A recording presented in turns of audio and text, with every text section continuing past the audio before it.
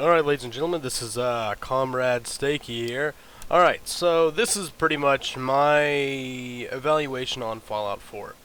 Now, what we know so far is that there will be a new type of leveling system. Most likely we will not be using the same skills as we have been using in all the other Fallout games. This means no, like melee weapons, speech, sneak, etc. It's all going to be used in a perk system from what we know so far.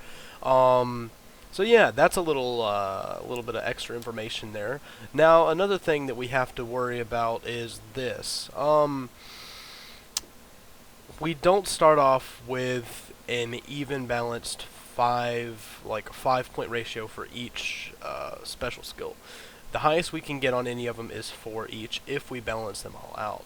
However, I guess this makes it more of a reason for people not to keep it so even, because a lot of times everyone left their stuff at least 5 and then like leveled up certain things from there. But see, now people will be more tempted to have like a really high, particular stat and then lowered another one.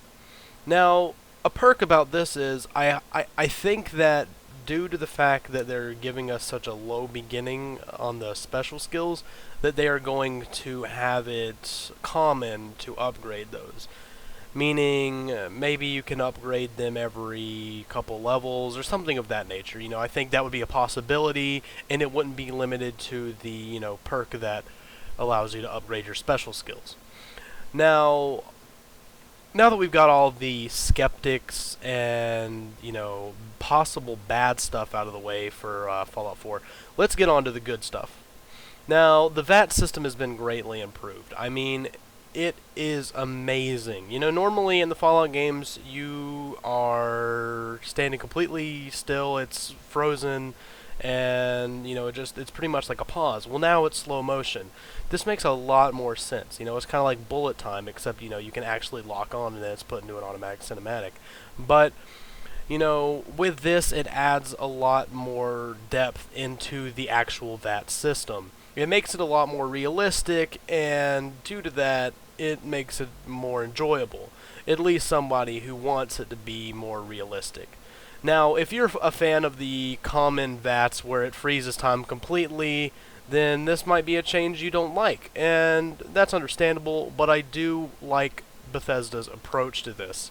I think that this is a really good change, and I think it will affect the overall game experience in a very good way.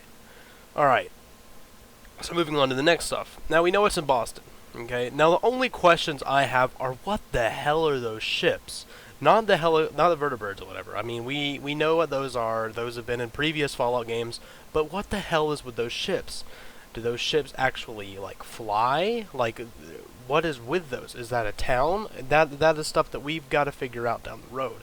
However, I think that's really cool. Now, honestly, it takes away It takes some of the ships from where Boston actually is. These are legitimate ships with names and all.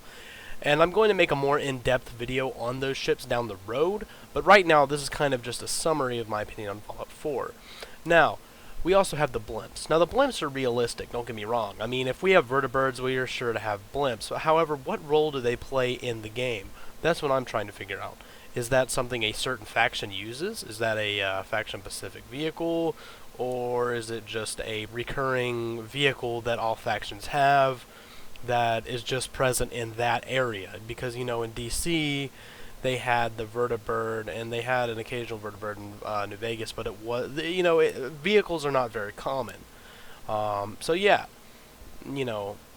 but I think Fallout 4 overall is going to be a really great game. There's going to be a lot of things to look forward to, and, a lot of us are going to be playing Fallout Shelter, waiting for the game to come out.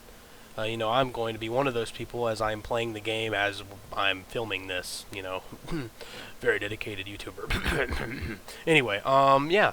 So, pretty much, we've got a couple months to go. I mean, we've got pretty much 4 months, a little bit over, but yeah. It's around 4 months that we're going to have to wait, and I will admit, this is going to be one of the longest waiting times I've ever had for a game. Now, we should be happy, though, and relish the fact that it is coming out in November. which a lot of us were expecting it to come out in spring or possibly summer, which would have been a lot longer wait, and it would have been even more strenuous considering how amazing the gameplay was that they showed us at E3. But yeah, so I'll be making another video a little bit later, being very specific and detailed about what is going to be in Fallout. But like I said, this is just an overall summary video. So yeah, thank you guys, and Carmen out.